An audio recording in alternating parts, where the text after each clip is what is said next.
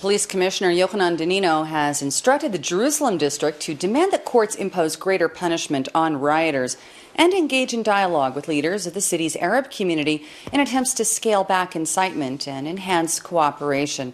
IBA's Ari O'Sullivan spoke with Israel Police Spokesman Superintendent Micky Rosenfeld today about these and other measures that the police are taking to curb the wave of Arab violence in the capital.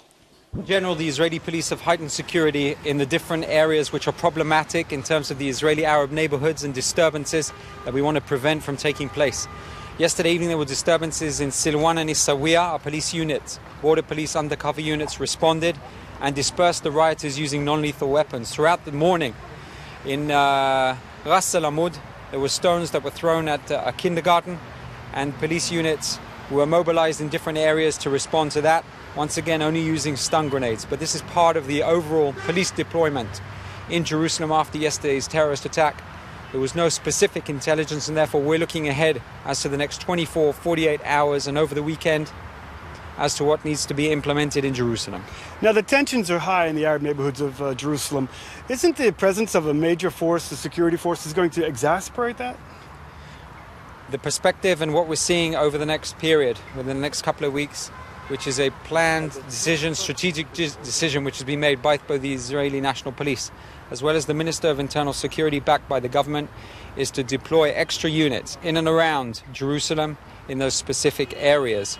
Over the last few months, during the IDF Operation Protective Edge, as well as during the Jewish festivals, the Chagim, there were tensions. The wave of tensions was up and down, but it's about time that the Israeli police and the border police try and crack down hard on what's going on a ground level and prevent those incidents from taking place, make arrests, and that's what we're going to be doing and implementing over the next few weeks. Do you see this as a sort of a wave of violence that goes up and goes down? You expecting it to go down? We're hoping that things will go down. After the festivals, we're expecting things to go down until, by surprise, that terrorist attack took place. There was no specific intelligence, not about Jerusalem or anywhere else across the country. And therefore our different units that have been mobilized, as well as the different units that are now being set up inside Jerusalem, including observation units that will look in an overall view into the Arab neighborhoods as what's going on, prior incidents that will take place, intelligence, we'll be bringing in more intelligence, and that will help the ground units, the undercover units that will be working, as well as the special patrol units, to prevent incidents from taking place and not just responding when they do. Now, Jerusalem is a tourist destination. Is Jerusalem a safe city? Jerusalem is very safe where we are at the moment. Around the old city, things are quiet, things are calm, things are relaxed. We can see there is a peak time, which is normally evening hours around the Arab neighborhoods, where we see Palestinians, Israeli Arabs involved in disturbances near the light railway, near Shuafat. Those are the key points that we're focusing on at the moment. But for tourists, it's safe? For tourists, it's absolutely safe. There's hundreds of tourists that are visiting in the old city around Jerusalem, different areas, museums, the Temple Mount. Security measures are being carried out as they are on a day-to-day basis.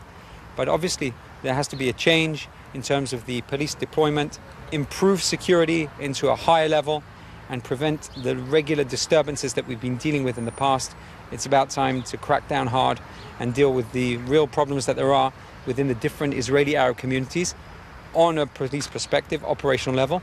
But at the same time, our police units are also meeting with leaders of the different communities in order to explain to them how we want to deal with the tensions and prevent those tensions from rising again. The appropriate response to yesterday's